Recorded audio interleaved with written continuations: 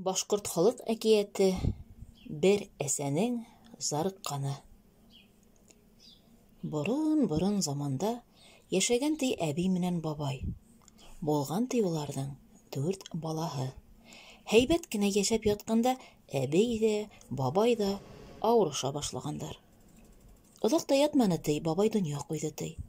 Әбейе һаман ауырый ҙа ауырый. Түшәктән ҡалҡып тороп ултырыр хәле юҡ ти.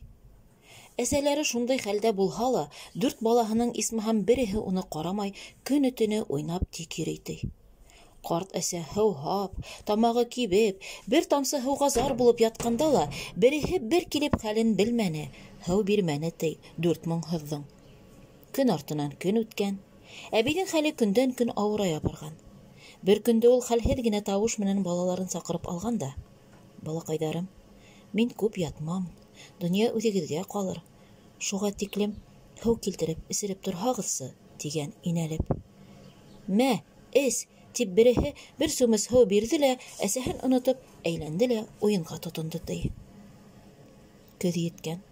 Әсә һаман зарығып түшәктә ята. Ҡоштар теҙелешеп йылы яҡтарға китә башлаған.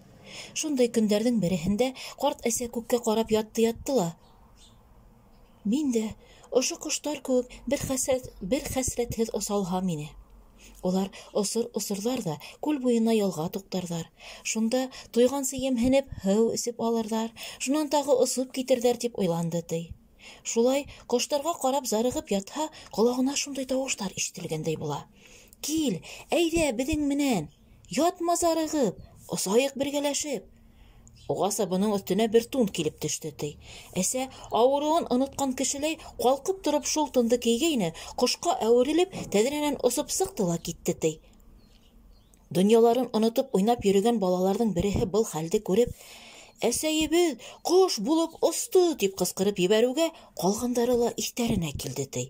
«Әсәй, әсәкәйем, китмә, ҡалдырма беҙҙе, мә һыу эс туйғансы», тип ҡайһыһы һүмес, ҡайһыһы күнәк тотоп әсәләренең артынан йүгерҙе ти. Әсәләре туҡтаманы, ергә төшмәне ти. Бары күк йөҙөнән: «Һуң инде, балаҡайҙарым, бәхил булығыҙ», тигән моңһоҙ тауышы ғына ҡайтты ти балаларына.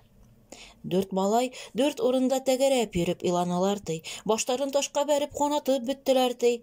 Тик бик тә һуң булған шул. Шуға күрә әсә ҡәҙерен ваҡытында белеү кәрәк. Аҙаҡ үкенмәҫлек булһын, балалар.